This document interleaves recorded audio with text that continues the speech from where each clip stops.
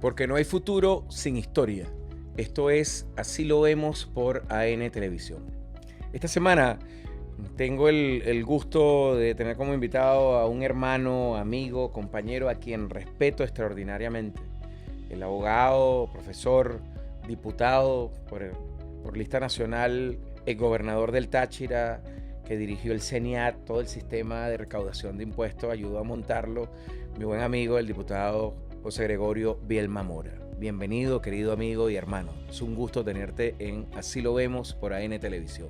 El placer es mío y por supuesto vamos a tener una buena charla hoy sobre un tema que realmente está en la mente, en la angustia y en la preocupación de todos los venezolanos, que es el tema de las medidas coercitivas unilaterales que han afectado terriblemente a Venezuela en los últimos 12 años. Mira, y eso es un buen comienzo, porque parte de las acciones contra nosotros son acciones simbólicas discursivas. Y la discursiva de los países que forman parte de eso que Samir Amin llamó los imperialismos colectivos, insiste en el concepto de sanciones. Y la sanción es completamente distinto de la medida coercitiva, porque la sanción, y tú lo sabes muy bien, que eres especialista en derecho, tiene que ver más con el hecho de que un Estado nacional o una institución o un organismo recibe una recomendación sobre una dinámica jurídica, derechos humanos, procesos sociales, culturales, y no las cumple. Y por lo tanto se produce una sanción. O veámoslo en el caso tuyo, que fuiste militar. Tenías que hacer una parada militar, tener tu uniforme absolutamente listo, perfecto para la parada, no lo cumpliste, tienes una sanción administrativa que va a tu expediente. La medida coercitiva unilateral tiene otro contexto. Y en el caso de Venezuela es importante esa aclaratoria, porque nosotros no hemos violado ninguna norma internacional. Nosotros no hemos pasado por encima de los principios del derecho público internacional y lo que hay es una medida coercitiva unilateral que tiene, en mi criterio, dos características esenciales. Uno, pasa sobre todas las normas consuetudinarias y escritas del ejercicio del derecho y de la relación entre una nación y otra. Y dos, la medida coercitiva unilateral es además una profunda violación de los derechos humanos de las poblaciones objeto de esa medida coercitiva. Sobre eso me gustaría que comenzáramos en esa aclaratoria, yo sé, sabiendo cómo sé que tú lo has trabajado. Primero tenemos que hablar que ciertamente tenemos que quitarnos del pensamiento colectivo individual la palabra sanción. ¿Qué sanción? Es cuando está algo tipificado en normas nacionales e internacionales, reglamentos, que te dice que si tú cometes un delito o transgredes algo que se convierte en falta, tú recibes una sanción solo y solo si por lo que tú has transgredido en la ley. Eso no ocurre en Venezuela. Ahora, ¿qué es terrible? Que en el sano ejercicio del derecho internacional público establece las Naciones Unidas un departamento de medidas coercitivas unilaterales en la ONU, que se hace con el ejemplo supuestamente de fortalecer la democracia, tener un pensamiento colectivo, la gobernanza, el gobierno en cualquier país, pero realmente eso no existe. Entonces quiere decir que el departamento que le toca hacer eso no evalúa ningún tipo de perfil y hace una sanción solamente del interés político de un país en algún momento, como ha ocurrido con Venezuela. Cuando te hablo de 12 años de una medida coercitiva unilateral contra Venezuela y que al principio nosotros lo vimos como algo que no iba a influir en la economía, que no iba a dañar el plan financiero, lo más terrible, que nos iba a llevar a un retroceso donde nosotros estamos prácticamente viviendo el día a día. Eso es terrible. Nosotros no tenemos ahora otra forma de pensar en los tipos de mercados que existen para poder seguir adelante. Ninguno de los que estamos aquí, creo, o los que me están escuchando o viendo, tienen un análisis perfecto sobre el tema financiero, las oportunidades de comprar bonos o ahorrar a plazo fijo, la oportunidad de, por ejemplo, nosotros escalar en la bolsa de Valores de Caracas, por decirte algo, para hablar de Venezuela, o en la Bolsa Agrícola de Venezuela, o saber que en Venezuela existe algo tan importante como es la Superintendencia Nacional de Valores. Por decirte algo, usted le pregunta a alguien, no, eso no lo desconocemos, porque nos han llevado, y realmente la medida constitutiva unitaria nos está llevando al atraso. ¿Y qué quiere decir eso? Que hay un retardo gigantesco en la innovación, en el desarrollo, en la ciencia, en la tecnología, para poder salir adelante. Pero ¿cómo vamos a salir adelante? Si tenemos esto que tenerlo como un recordatorio, 29 entidades internacionales sometidas y 3 organismos internacionales nos tienen en sus cuentas, que eso por supuesto debe ir sumando los intereses, más de 22.000 millones de dólares. Estoy hablando de 29 entidades internacionales claramente establecidas, porque por supuesto, si nosotros guardamos dinero allí a un ahorro o lo tenemos ahí para hacer una transacción, se bloquean 19 corresponsalías. Terrible. Les dirá que es una corresponsalía, la oportunidad de tu poder comercializar, transferir, hacer un intercambio en divisa en cualquier banco, y déjame decirte, bajo el proceso riguroso de la Contraloría para hacer una compra y venta de un producto, de un bien o de un servicio. Es lo terrible de todo esto. Repito el monto. 22.000 millones de dólares que le hace falta a Venezuela, pero yo estoy hablando de la parte bancaria, no estoy hablando de la parte financiera, no estoy hablando de haber colocado 31 toneladas de oro que nos pertenece. Un banco en Inglaterra. En un banco de Inglaterra, ojo, Juan, no es porque nosotros lo colocamos ahí como que nos deben, es una prenda que tenemos ahí como un aval, que es un aval para una transacción. Para una transacción o para un crédito o un préstamo. Ahora, Bielma, fíjate, yo creo que también es importante introducir una discusión que tiene que ver con llevar agua para mi molino. Porque fíjate, te digo esto, yo fui segundo de nuestra embajada en Argentina entre 2011 y 2013.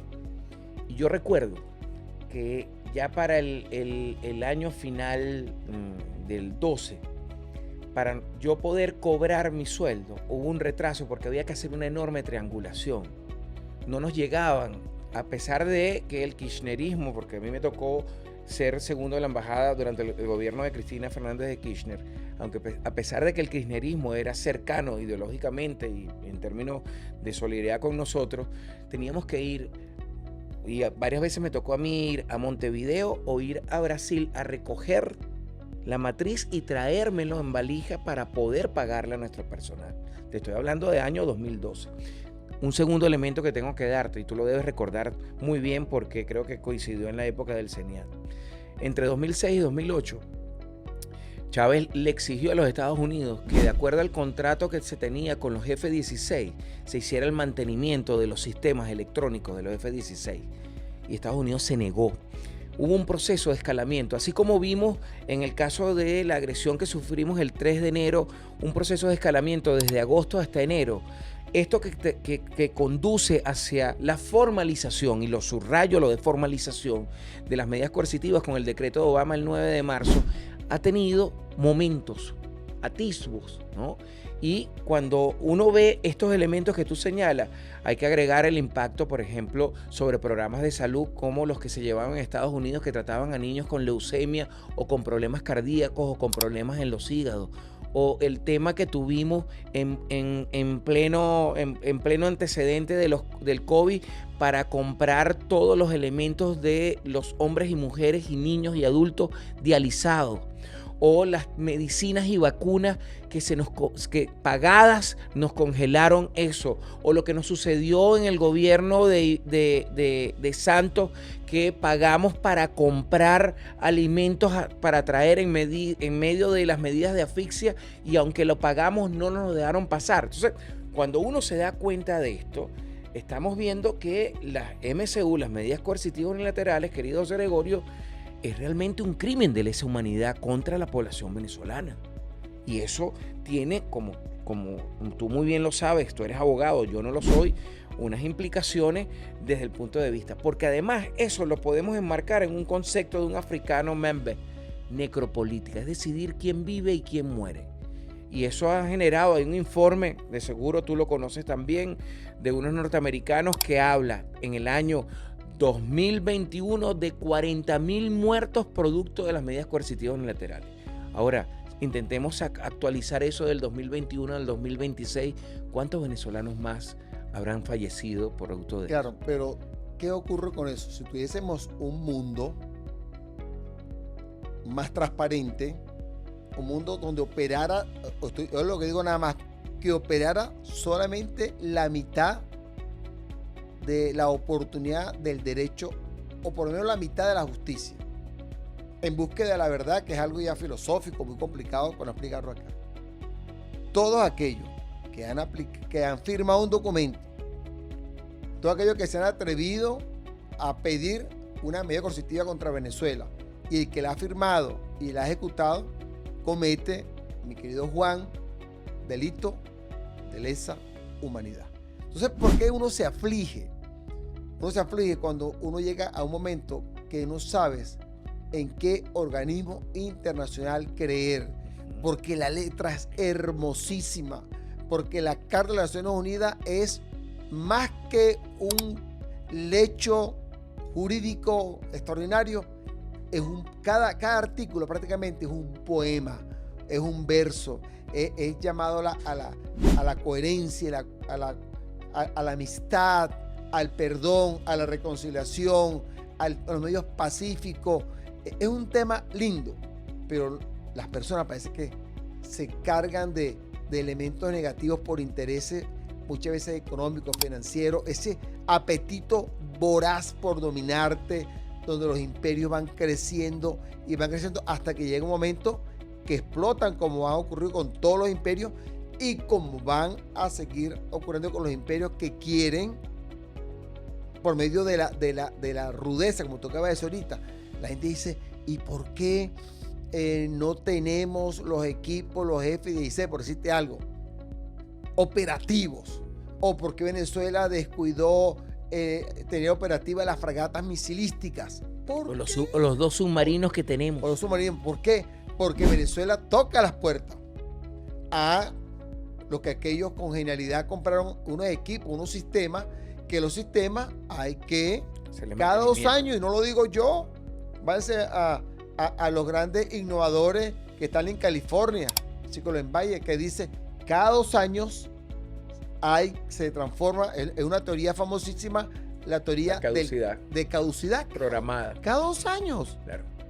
Entonces tenemos que adaptarnos a esos cambios, no lo tenemos. Hemos tenido gobiernos que lo han querido hacer y no le dan la oportunidad de hacerlo, porque hay un plan coordinado de tiempo para hacer caer o hincar a los venezolanos ante cualquier pretensión imperial. Y eso es terrible.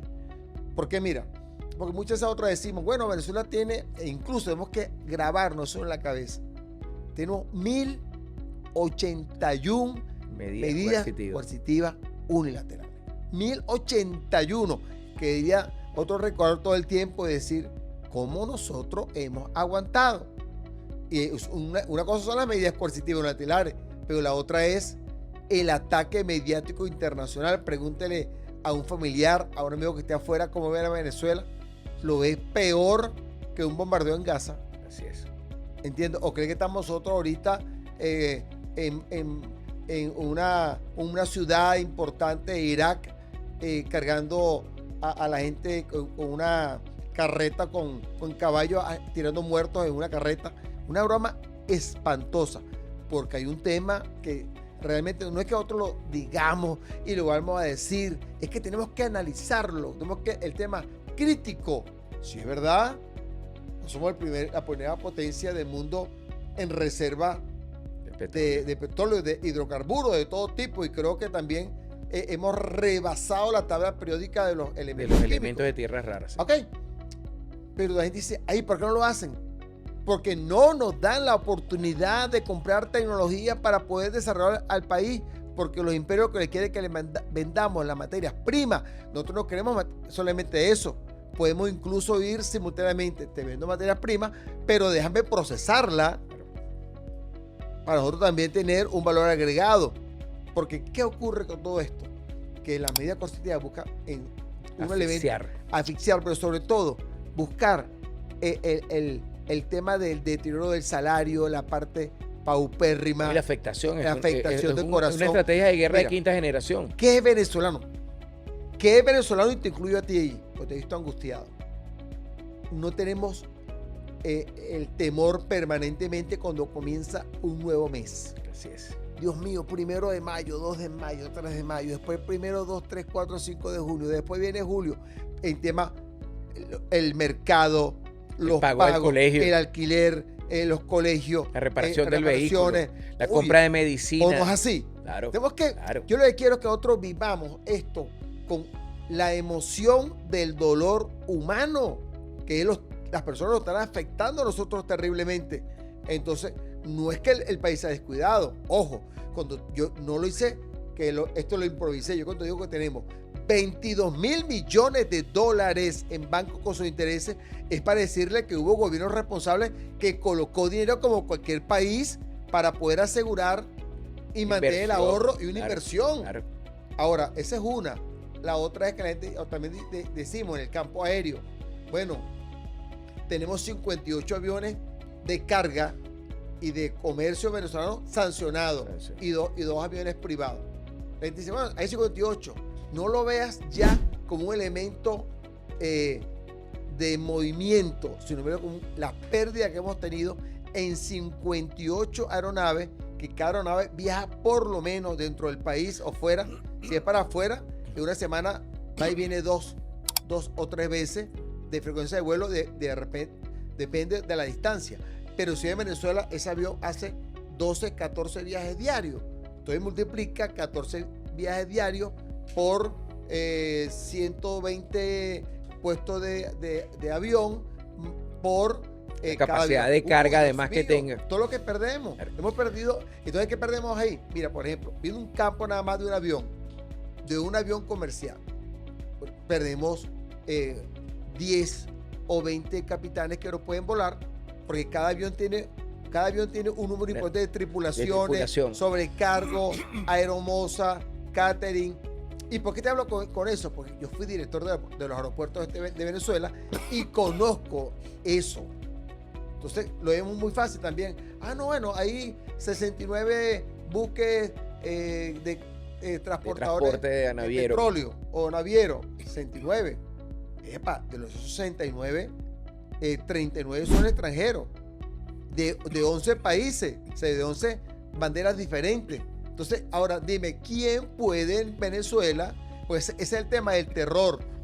Si tú andas con ese país, vas a correr la misma suerte.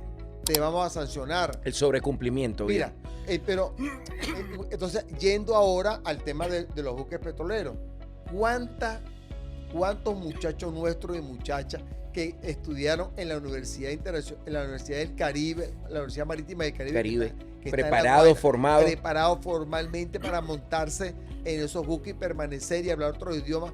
¿Cuánto le hemos cercenado su esperanza de vida, su esperanza de empleo, su esperanza le hemos quitado su vocación? Es terrible la situación, es terrible, y te estoy hablando de esos tres elementos, pero podríamos hablar de todos los elementos. Mira, pero fíjate algo, querido amigo José Gregorio, en todo este escenario, y sin embargo, yo creo, y algo lo rescato a propósito de que el 17 de mayo se cumplió 213 años del inicio de la campaña Admirable. Hay una épica extraordinaria, porque si tú, en estos días hablaba con William Castillo, que dirige, como tú muy bien sabes, el Observatorio Antibloqueo, y me daba una cifra. Entre 2013 a 2025, 860 mil millones de dólares de pérdida para todos los venezolanos.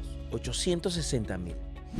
En ese escenario que tú hablas, imagínate lo que este Estado, que ha venido resistiendo, que ha venido intentando de alguna manera avanzar, pudiera haber hecho en términos de salud, inversión en petróleo, en petroquímica, carreteras, en el tema de impuestos ante la llegada de inversión, tú que ayudaste a levantar todo el sistema que además, y esto es importante que yo lo diga y te lo reconozca, ha sido un elemento de amortiguación. Es decir, que nuestro sistema de impuestos, ese en el cual tú te bregaste unos cuantos años a través del CENIAT, funcione como ha funcionado. Por encima incluso de la cuota estimada, es un elemento de contención que nosotros hemos utilizado. ¿Por qué digo esto? Porque tú, al igual que yo, somos profesores en el tema de seguridad y defensa. Y con todo y lo ocurrido, repito, el 3 de enero, nosotros hemos creado un conjunto de respuestas que nos permitiría fácilmente mostrarle al mundo un antimodelo a las acciones que Gene Sharp en su libro de la dictadura a la democracia señala perfectamente para poner de rodillas a un proceso político como el de nosotros. Yo creo que hay una épica, querido José Gregorio, extraordinaria de hombres, mujeres que han resistido, que han avanzado, que se han repensado a sí mismos ante estas dificultades. ¿Cómo lo ves tú? Mira, como te gusta siempre mencionar a algunos actores sobre las teorías y la doctrina, vamos a hablar de un hombre que se llama Henry Kissinger. ¿Qué hizo él? El famoso, claro que lo convirtieron el famoso diplomático, ¿te acuerdas? De los 70, de los 80, de los 90. Premio Nobel de la Paz. Claro, Premio Nobel de la Paz, Henry Kissinger. ¿Qué dijo él? Abro comillas. Para acabar con un país, una nación, primero, quítale las comidas para que se mueran de hambre y el estómago pegue al espinazo. 1. 2. Quítale todos los medios de transporte para que se angustie, no tenga posibilidad de crecer, no tenga posibilidad de estudiar, de educarse. Y al final, ¿qué dice? Busca la forma de asfixiarlo financieramente y económicamente. Fue lo que hicieron contra Allende en el 73. Entonces, y no lo hace permanentemente.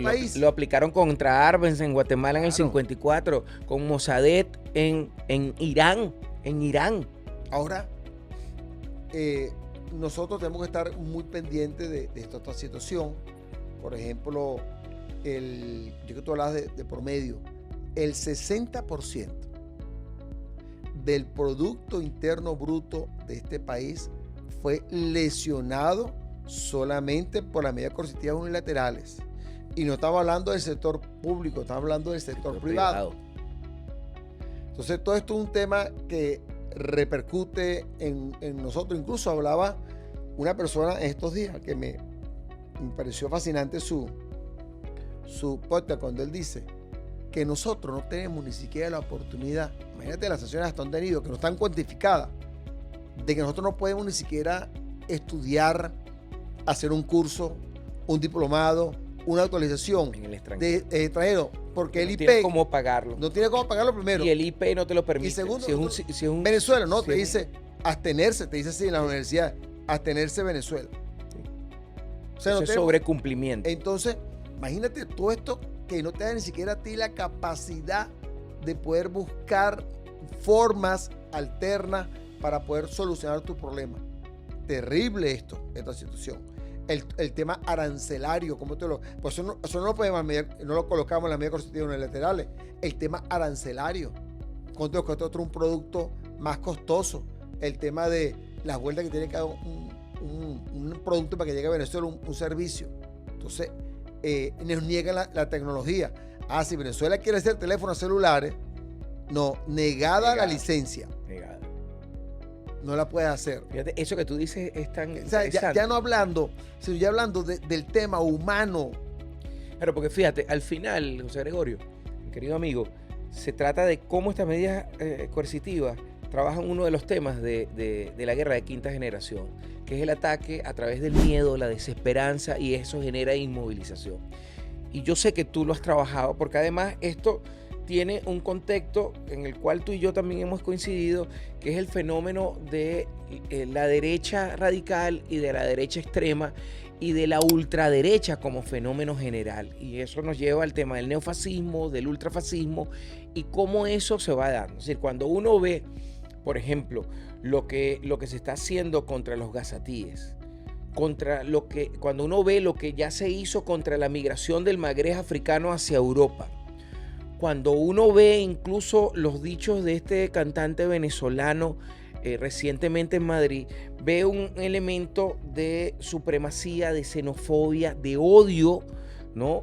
Y de nuevo llevo agua a nuestro molino. A pesar de todo esto, mira todo lo que nosotros hemos intentado. La ley antibloqueo fue una opción importante porque buscó generar mecanismos a través de los cuales nosotros burláramos las medidas coercitivas unilaterales. Y eso permitió los contratos, los CPP, los contratos de producción petrolera, que fue una forma de que nos llegaran ingresos por el tema petrolero, pero, y esto es importante que nosotros lo digamos, y eso le da más importancia a la Ley Orgánica de Hidrocarburos que nosotros acabamos de aprobar, porque llegamos a perder en ese proceso de venta por debajo hasta 15 y 20 dólares por barril. No, 35. Hasta 35 en algunos casos, dependiendo. Pero fíjate lo que hicimos ahora con la Ley Orgánica de Hidrocarburos. Eso fue establecer un proceso de negociación porque la meta es llegar a 3 millones de barriles al 2032. Y para llegar al 2032, querido amigo, eso necesita reactivar y poner 100% operativo los casi 15.000 pozos que tenemos en todo el país. De ellos 10.000 en el lago de Maracaibo. Implica por lo menos generar 4.500 pozos más, ¿no? Y cada uno de esos pozos que recuperamos necesita una inversión entre 3 y 5 millones de dólares. Y un nuevo pozo necesita una inversión entre 8 y 12 millones de dólares. Eso significa que entre 1 y 2 de la recuperación que te estoy diciendo, para llegar a 3 millones, necesitamos más oleoductos, más patios, más electricidad, más mejoradores. Necesitamos entre 130.000 a 150.000 millones, que se hacen muy difícil de llegar por ese sobrecumplimiento del cual tú hablas. El financiamiento, son aranceles, son estímulos. Y mira, y ahí es donde quiero de nuevo que caigamos, es que a pesar de todo eso, tú y yo estamos aquí grabando este programa. Tú y yo somos diputados. Salimos a la calle y hay total normalidad en Venezuela. Es decir, la épica, el heroicismo nuestro, que es una carga genética caribe, nos ha permitido resistir y pasar a más ante esto. Yo diría más que tú y yo somos diputados por la gracia y la bendición del pueblo. Es que realmente nuestra independencia y nuestra soberanía descansa en los pies agotados del pueblo venezolano. Y te lo juro que yo cuando camino permanentemente y veo que la gente está con la cara al frente y al sur de la patria, caminando de pie, caminando con la cara levantada y de pie, es un sinónimo muy importante. ¿Qué estamos esperando? Que nos quite estas medidas coercitivas unilaterales. Incluso yo podría llegar que no nos las quiten las 1081. No, vale. Quítanos las 200 medidas que hay solamente con las 160 empresas del Estado y las 40 privadas. Porque hay 40 empresas privadas sancionadas. Correcto. Sancionadas. Quítanos eso, vale. Porque generamos empleo, tranquilidad, amplitud, reactivamos toda la cadena productiva. Ok. Yo también pediría que exista una mayor, y tenemos que decirle, una mayor autonomía de nuestras decisiones financieras y económicas. Nosotros queremos, porque la independencia de este país y la soberanía está caminando, está a esta hora trabajando. Yo me paré esta mañana como a las 5 de la mañana y me fui con un primo, me fui para Katia esta mañana. Al mercado. Al mercado a caminar. Dios mío, decía que la actividad es extraordinaria, tan valiente. De pueblo valiente. Entonces, a mí se me salió una lágrima. Ya entendí, yo dije, en un elemento sublime, yo dije, aquí está la independencia caminando. Está la soberanía manteniéndose bajo el rigor de una guerra espantosa, una guerra psicológica, cognitiva, una guerra multiforme, porque nos dan con todas las formas a nosotros. Y aquí está a mujeres esperanzadoras, madres esperanzadoras de que nosotros podamos, que haya un entendimiento con estos terribles verdugos depravados. Porque si habla mal de Calígula, yo creo que el que coloca, era más humano. El que coloca, compadre, una sanción o una medida coercitiva, es peor que Calígula, es peor que Nerón. Así es. Y estoy hablando de imperialista, ¿no? Si tú Ajá. me estás entendiendo lo que Sí, estoy sí, diciendo. perfectamente. Ahora, otro elemento. El tema racismo. Lo que toca decir, la gente todavía cree que cuando se decía las medidas coercitivas unilaterales del 9 de marzo del año 2015, que empezamos nosotros a buscar la firma y la gente creía que era una fiesta buscar la firma, era que teníamos la bota imperial sobre el cuello. Así es. Y nosotros tenemos que ver también algo muy importante ahorita, con mucho cuidado, el tema de la ultraderecha. Pero es que la ultraderecha le tiene, no, aparte de odio, que se puede superar a través de el bálsamo pacificador, y algo que la ultraderecha, la gente de la oligarquía, lo que se creen superior a nosotros, es sobre las masas trabajadoras que tienen asco. Sí. Repugnancia. Repugnancia, que son 4 palabras, 4 letras, asco. Le tienen asco al pueblo. Y por eso que ellos viran hacia el norte, por eso ellos viran hacia Europa, porque ellos no tienen legitimidad, porque ellos no creen en la mujer que vive en un barrio de 4 paredes en el bloque La Silsa, porque la gente no cree en la familia humilde que se acuesta pidiéndole a Dios todos los días que nos dé un día mejor en el Lídice o en un barrio de Maracaibo, de San Cristóbal, Siruma, por ejemplo, de San Cristóbal.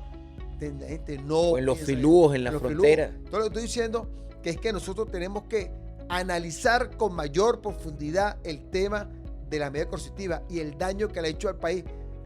Al país no solamente que lo ha desangrado, es que ha debilitado, trata de debilitar la moral, el fuego sagrado, como tú acabas de decir, que nos corre en las venas. No somos bolivarianos. Así es. Y somos revolucionarios o no. ¿Qué revolución? Para hacerlo más fácil. Para mí, evolución, pues vas evolucionando. Entonces, cuando estás evolucionando mucho y quieres que marche más rápido, le pones la R de rápido y le pones la R antes de la evolución, es revolución. Evolución, revolución. Más rápido. Más rápido. Cambio. Transformador. Y aquí en Venezuela lo hubo. O sea que hay una esperanza. Aquí en Venezuela hubo el mayor sueldo de América Latina. Lo pagó Hugo Chávez Frías. Claro. Llegamos a una producción petrolera extraordinaria. El índice de Gini, que es otro indicador importante. Bueno, tuvimos premios de la FAO. Claro, cumplimos los objetivos del milenio antes que otros países. Claro. Eso es importante decirlo porque es el antes y el después. Pero mira, yo quiero sobre eso porque además tú no solo es que marcaste una ruta y tú tienes un papel que la historia te lo debe reconocer en términos de los impuestos, sino que además, y esto debo yo decirlo y compartirlo, no solo por el enorme cariño y respeto y aprecio que te tengo, sino por tu capacidad, tú fuiste uno de los padres y además tienes un texto extraordinario sobre las zonas económicas especiales. Porque yo creo, José Gregorio, que hay que resaltarle a los que nos ven en Así Lo Vemos, que a pesar de todo esto, nosotros nos caracteriza el optimismo, el esfuerzo, la dedicación y el compromiso. Y me gustaría que, comparando los efectos de las medidas coercitivas unilaterales, lo que ha significado en términos de pérdida, cómo, y tú eres uno de esos padres, cómo la zona económica especial fue pensada, así como pensamos la ley antibloqueo, como una opción para darle la vuelta a estas medidas coercitivas unilaterales. Háblame un poco sobre eso. Bueno, primero la ley constitucional antibloqueo para protección de la producción y mantener el mantenimiento de derechos humanos. ¿Qué hizo? Una ley para poder nosotros enfrentarnos a un coloso, a unos colosos que nos tenían negado la subsistencia. Eso se llama violación de los derechos humanos. En otras palabras, delito de lesa humanidad. Y peor cuando hay compatriotas, doble agente, piti yanqui, que son colaboradores para que ataquen a Venezuela. Cuando están atacando a Venezuela, están atacando a un pueblo que quiere crecer. Queremos ser una potencia, pero a nuestro modo. Entonces, eso es terrible. Ahora, lo que tú acabas de decir, lo del tema de las zonas económicas especiales. Yo tengo tanta fe a eso, tanta fe, porque eso comenzó en China, casualmente, en 1979, 1980, para ser más preciso. Pero que las zonas económicas especiales, mi querido Juan, no fueron una innovación de China.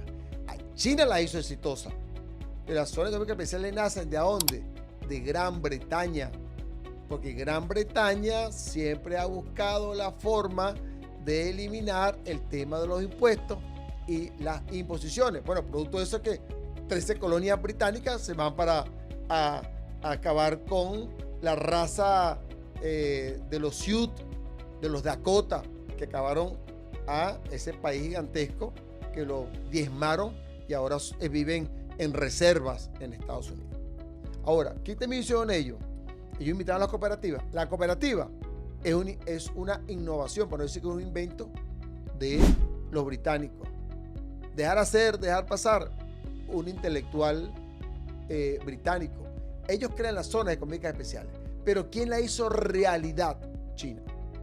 Cuando el país estaba en la situación terrible después de la muerte de Mao, y viene Deng Xiaoping. ¿Qué hizo Deng Xiaoping? Le dijo al gran maestro Mao, le preguntó durante 3.000 diputados, ¿cómo va la economía? Y Mao dijo, Mao, gran líder, va mal. Querido Mao, va mal. Bueno, metieron preso a él, sí. y metieron preso por casualidad al padre de Xi Jinping. Xi Jinping, el padre del actual presidente de China. Bueno, y los metieron. Y el padre de él, para ir muy rápido, el padre de él fue el que designaron para que hiciera las zonas económicas especiales en las zonas más deprimidas. Y de las primeras fue frente a Hong Kong. Hong Kong. ¿Pero por qué frente a Hong Kong? Por el intercambio de mercadería, señores. La oferta y la demanda, la mano de obra estaba en China y los productos estaban en Hong Kong. Además que me pareció hablar sobre eso, porque hay gente que se vive desmoralizada. Bueno, China tuvo el siglo de la humillación. Tú lo sabes, sí. 1899 hasta 1899, 100 años de la humillación. Desde el inicio de la última guerra de los boxers, que tiene que ver con el tema del control del opio por parte de Gran Bretaña, hubo y la apertura de los puertos obligados de China a ese comercio. Eso hay que decirlo, porque la gente dice, no, que el 3 de enero, que las Fuerzas Armadas fue diezmada de sobrepasar. Párate. Claro. Cambio de tecnología. Cuando la gran flota del emperador chino era una flota naval gigantesca. Pero ¿qué pasó? Que era una flota naval de barcos de madera. Y vinieron los británicos con los barcos de acero. Y vapor. Y lo acabaron en un día. En un día acabaron con la majestuosa la flota marítima de China, y le metieron 100 años. ¿Se recuperó? Claro, se recuperó. Está bien, se recuperó, pero fueron 100 años. Claro. Aguantando la pela, preparándose, el intercambio fronterizo, la cooperación, la mano de obra, el trabajo sin descanso. Pero además, José Gregorio, nosotros tenemos el mismo ejemplo. Nosotros, el pronunciamiento del 19 de abril fue exitoso, aunque habían habido otros pronunciamientos, porque por ejemplo en la audiencia de Quito en 1808 hubo un pronunciamiento y los borraron. Pero el pronunciamiento de nosotros el 19 de abril fue exitoso. Hicimos el primer reglamento electoral de este continente, lo hizo Juan Germán Rosse. La convocatoria de la primera Asamblea Nacional Constituyente en territorio la hicimos nosotros. Y la primera constitución en ese sistema la hicimos nosotros. ¿Y qué pasó? 2010, claro, 1810, 1811, 1812, 1813, 1814.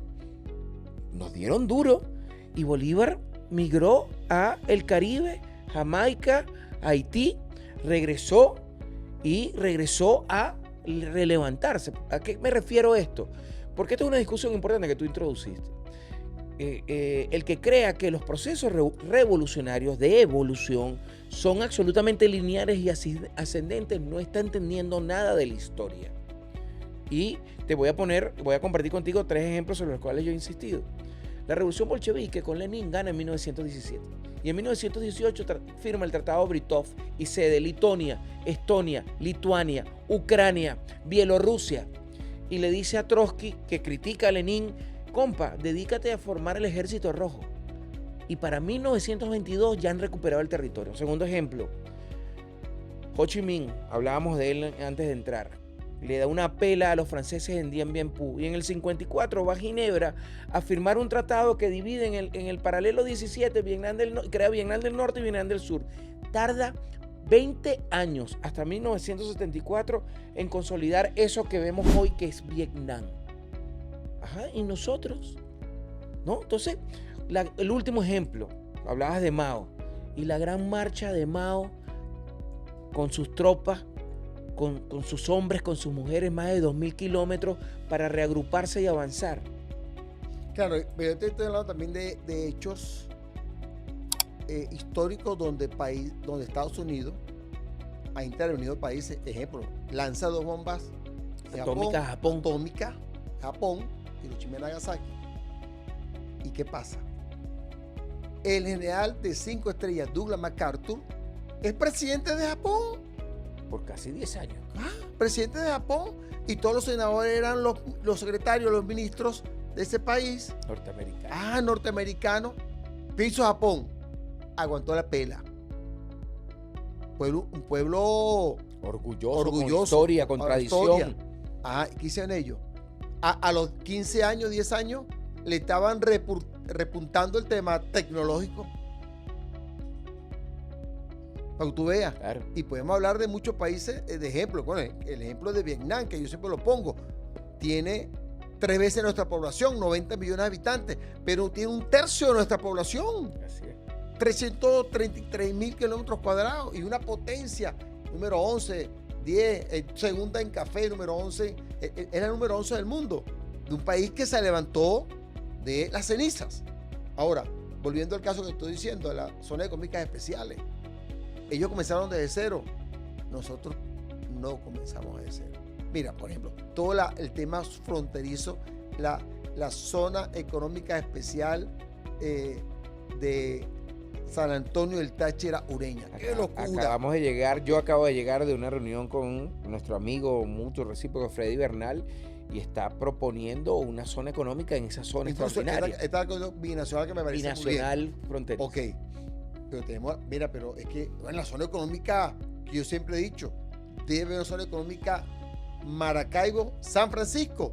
Porque si la gente no conoce que en la zona económica está... Hay una infraestructura industrial está extraordinaria. Bien, pero no la puedes separar. Claro. Porque es una bifurcación. La raya, vaya a decir, el límite de la zona industrial está en la mitad. Entonces sería zona económica industrial Maracaibo, San Francisco, por si está en Zulia. Pues tiene otra zona económica. Guajira. La Guajira, arriba, que hemos trabajado, que puede ser algo impresionante. O que te digo que está montada. Yo lo quiero decir. O la bolsa agrícola del sur del lago, que tú lo conoces muy bien. Pues tiene Vladimir Lavador. Pero estoy diciendo el tema de que él comenzó de cero.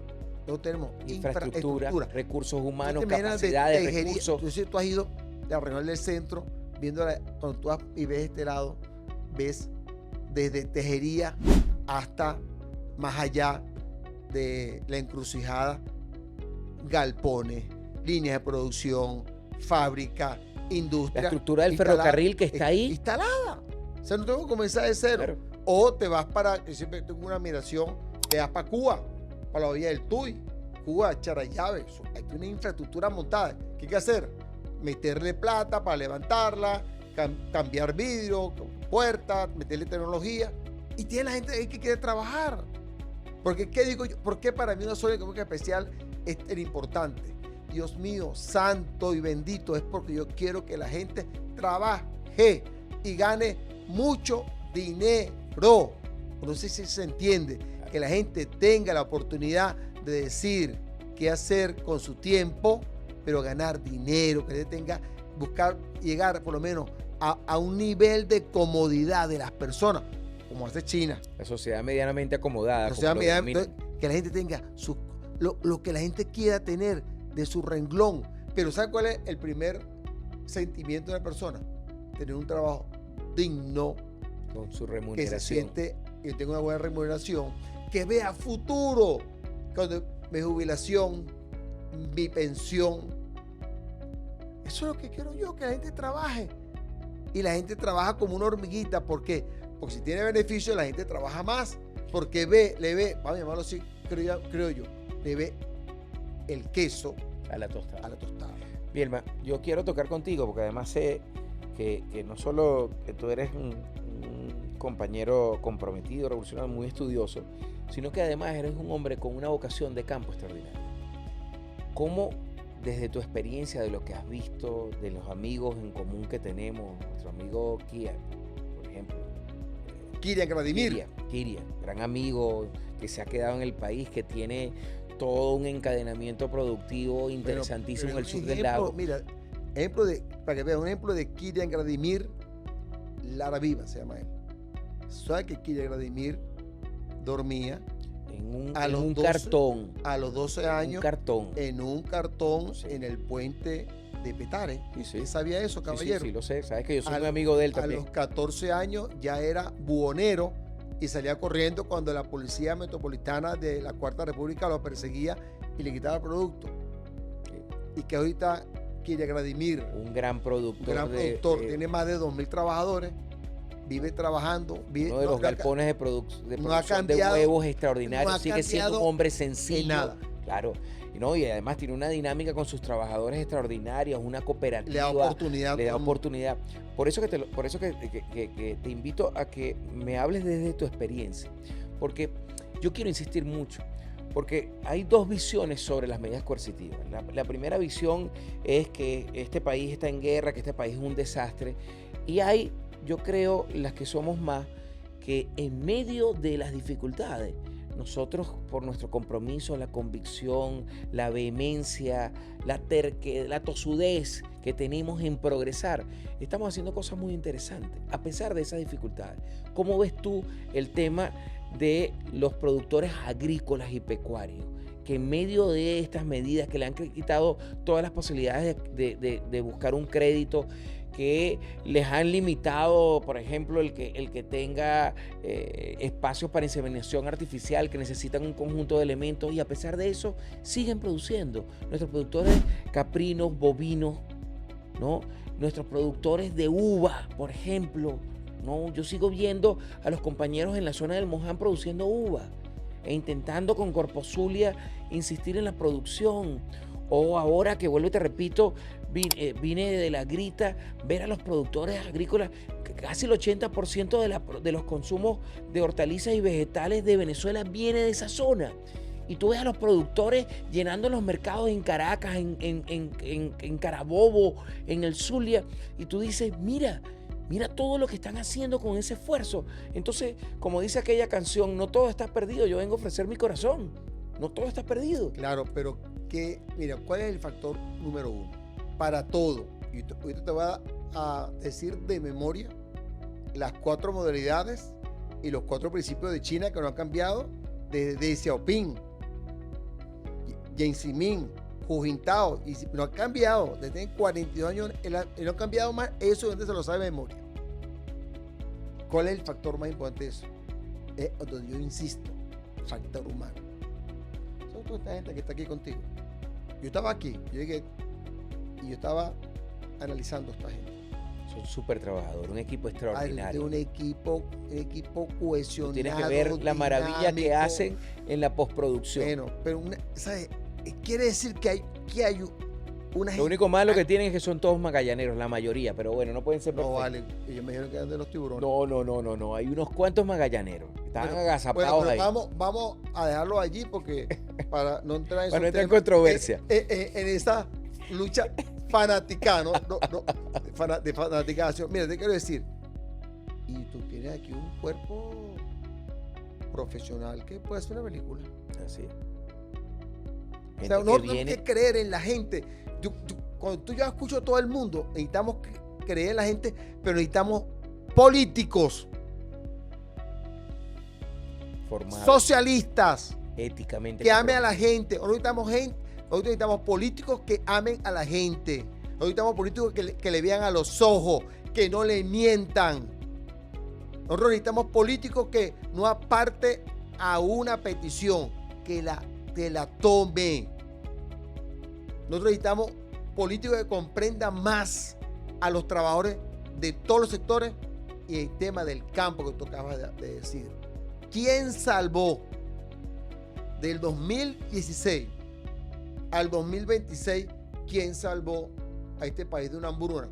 Los campesinos, las comunas, los circuitos, lo salvó porque de grano a grano se llena la gallina el buche. Así es. Entonces, si aquí producían media tonelada, 300 kilos, 7 toneladas, y se fue sumando, y eso fue lo que hizo como una rime, ya que estamos hablando de agricultura, a los silos. Lo hizo el pueblo.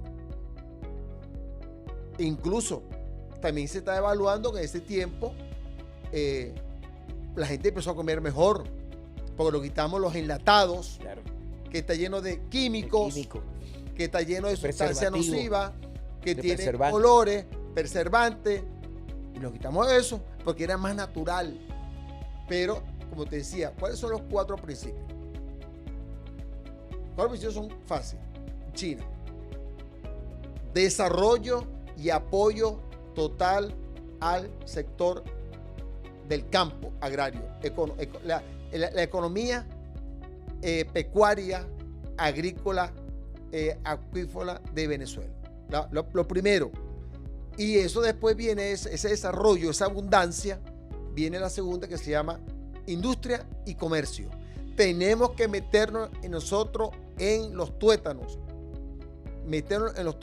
que tenemos que producir en serie cualquier tipo de producto y hacernos prescindibles y necesarios a otros países de esta demanda. Tercero, ciencia, tecnología, innovación y desarrollo. Tenemos que buscar a las mentes más brillantes que hagan robots, que monten celulares, que nosotros lo hagamos con nuestros medios, que buscamos ingeniería de reverso si es necesario. A la inversa, bueno, todo lo que sea. Nosotros tenemos que desarrollar eso, pero con pasión, que el que esté allí sea un científico, un técnico que quiera que la gente aprenda, que la gente escriba, que la gente razone, que la gente construya. Y la cuarta, ¿cuál fue? La defensa de la nación. Porque todos esos elementos, ¿a dónde pivotean? A toda la defensa. ¿Y qué es la defensa? Cuando tú tienes barriga llena, corazón contento, cuando tú vas y consigues los alimentos que son asequibles a tu economía familiar, que tú puedes alimentar a tus muchachos, que le puedes dar un vaso de leche, que le puedes dar las 3 comidas, darle una merienda, empezar a hacer elementos para que la gente coma mejor, quítate los enlatados, come productos frescos, sanos. Eso es muy importante. Y las 4 modalidades, por eso quiere decir, es la confianza, ¿vale? Chino dice confianza mutua. Tú confías en mí, yo confío en ti. Yo confío en los trabajadores. A mí la gente me dice, no, que tú fuiste en el CENIA exitoso. Sí, gracias a los trabajadores. Y todavía te recuerdan con todo el cariño y el respeto. ¿Tú fuiste exitoso en el aeropuerto de Mequetía y en los aeropuertos? Sí, pero gracias a mis trabajadores. Pero eso tiene que ver con algo que tú decías del político, que es lo humano. Nietzsche decía, más allá del bien y del mal, humano, demasiado humano. Mira. Y a veces hay actores políticos que se olvidan de su humanidad, de su condición. Mi papá decía algo, Bielma, mi papá, cuando yo tenía como 13 años, que empecé la actividad política, me dijo, hijo, nunca olvides que tú siempre vas a ser un hombre de la comarca. Cuando yo le pregunté, papá, ¿qué es un hombre de la comarca? El hombre de la comarca es el que no olvida sus orígenes, el que no olvida a sus amigos de la infancia, el que no olvida saludar, el que no olvida ser solidario, el que no olvida ser profundamente humano. Pero ¿cuál es lo grave? Lo grave, digo que parte de salir adelante es cuando hay gente en cargo que son ilustres desconocidos. Si tú llegas a un cargo de cualquier, lo que tienes que hacer es tú reunir a tu gente. No sentarte con el que te entrega a revisar cuántos carros estás entregando, cuántos pisos vas a dirigir, cuáles son los viáticos, si hay viáticos, cuál es la forma de pago. No, tú tienes que reunirte con la gente, hablar con ellos, comprometerle, a decirle, porque mire, cuando un pueblo, que te le dije esta mañana que venía a las 5 de la mañana en Katia en un mercado, caminando que sea la independencia, comprando y estando feliz que sea la soberanía, quiere decir que hay como una falta de vacío. porque tenemos gente responsable a todos niveles, sobre todo el tema administrativo, que no le habla a la gente, que no sabe cómo se llaman. Y Chávez me enseñó eso a mí. Nombre, apellido y sobrenombre si tiene. Pero primero te aprende el nombre y el apellido y después el sobrenombre. ¿Cómo están tus hijos? ¿Cómo está María? ¿Cómo está Elena? ¿Cómo está Rogelio? Chávez se lo aprendía. Así es. Le mandaba una carta el día de su cumpleaños al niño. El día de cumpleaños de un funcionario le escribe una carta firmada por el director de la oficina no lo hacen. Nada. Entonces, Falta de humanidad. parte de la fuerza nuestra, la diferencia de nosotros con el imperialismo es esa. Mire, y cuando hay un lazo de unidad entre los trabajadores y quienes tenemos la honra de dirigirlo, ese lazo es indisoluble. Nadie lo saca.